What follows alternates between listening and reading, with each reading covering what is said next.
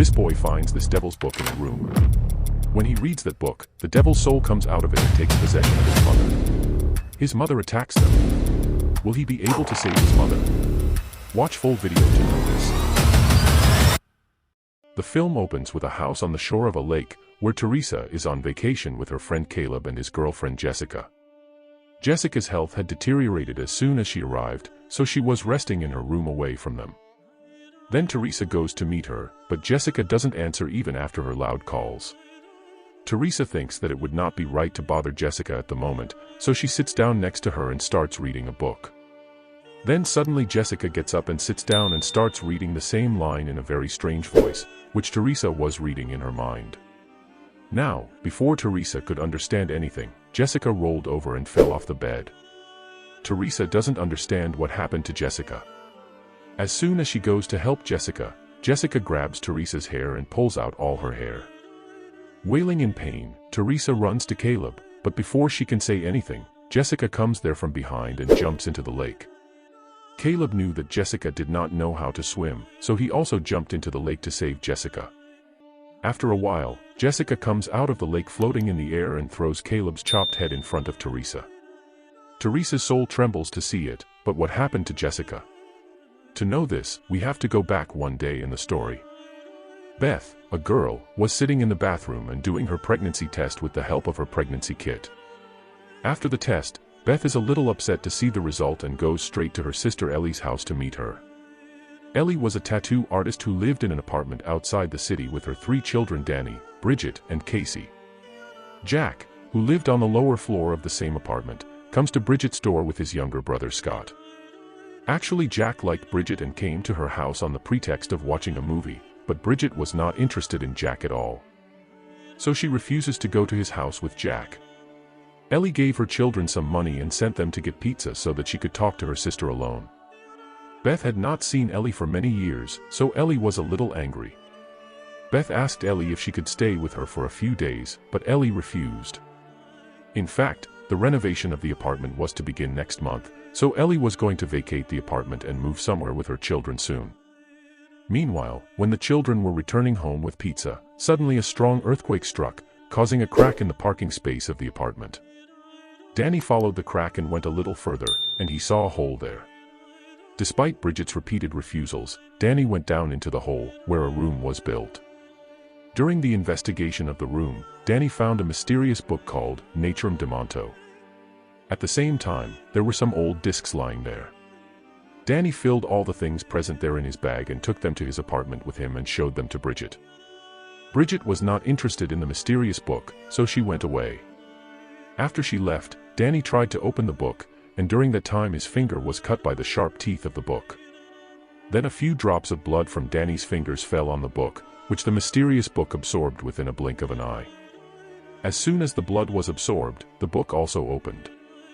Inside the book, there was a lot of mysterious information related to the underworld.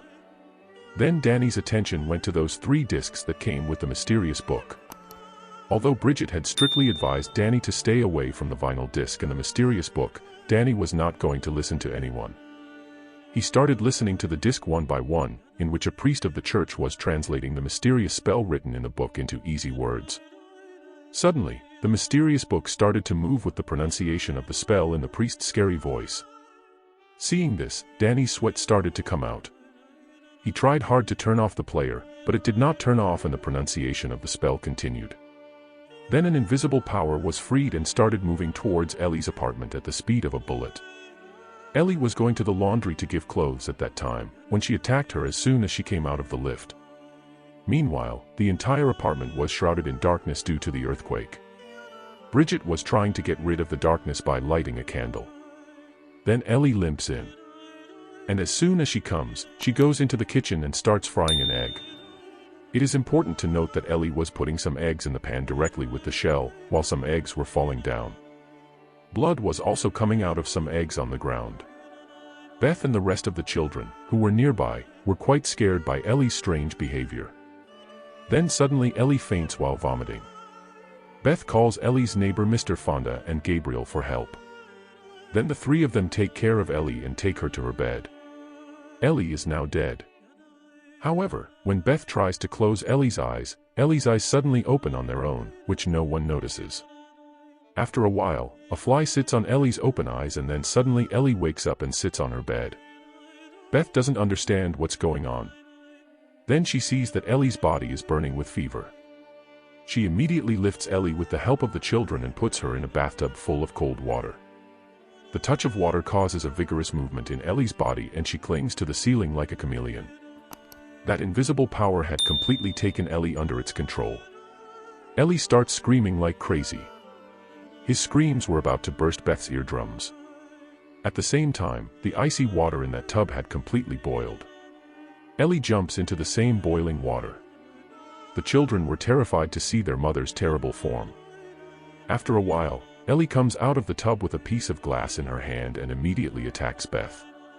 After that, she moves towards Bridget and fills her own blood in the tattoo pan and starts making tattoos on Bridget's face. Then Danny kills Ellie with a chair and takes her away from Bridget. Gabriel had also arrived there hearing Ellie's scream. Then Ellie pounces on Gabriel and bites out one of his eyes with his teeth. Gabriel, writhing in pain, tries to get out of the apartment. But Ellie was still behind him. Beth, realizing the urgency of the situation, immediately locks the door from the inside. Ellie is now outside, and she has killed Gabriel, Jake, and his younger brother Scout. Mr. Fonda tried to shoot Ellie, but he was also not spared from her wrath. Meanwhile, Danny has guessed that what is happening to his mother is somehow connected to that mysterious book. Danny told Beth about the book. Meanwhile, the invisible power inside Ellie starts to lure Casey into opening the door by talking to her. Casey had already opened the door when Beth and Danny came and stopped Ellie from entering. Beth notices that Bridget is nowhere to be seen. Then she hears something falling from the kitchen. When Beth goes to the kitchen and sees the scene, the ground slips from under her feet. She sees that Bridget is sitting on the kitchen counter, chewing a glass of glass with great pleasure. In fact, the invisible power hidden inside Ellie had drawn a line on Bridget's face with her blood filled in the tattoo pen, and that is why the invisible power had now taken control of Bridget. Danny also comes there at the same time. Bridget pounces on Danny, but Danny somehow saves his life and runs back to his room with his back feet. Bridget also follows Danny to his room, where Casey is also present.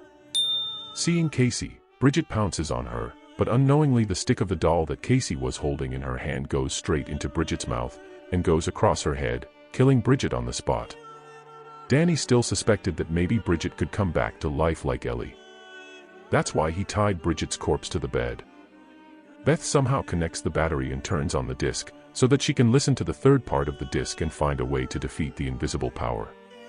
Upon listening to it, Beth learns about the invisible power, whose real name is Kandarion. Kandarion cannot be defeated until the person on whom Kandarion has taken possession is torn to pieces. Meanwhile, Ellie is looking for a way to get inside the house. Then, she goes through the wall into Danny's room, where Beth is sitting listening to the disc. Beth tries to save herself from Ellie, who is Kandarion. Meanwhile, Bridget also comes back to life. And as soon as she comes back to life, she attacks Danny with a knife, killing him. Meanwhile, Beth takes Casey with her and leaves the flat as soon as she gets the chance. But the stairs in the apartment were broken, and the lift was also broken.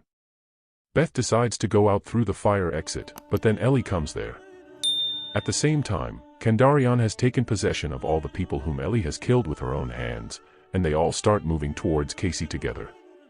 Beth somehow reaches the parking space with Casey. Then, both of them get into the car and start running away from there.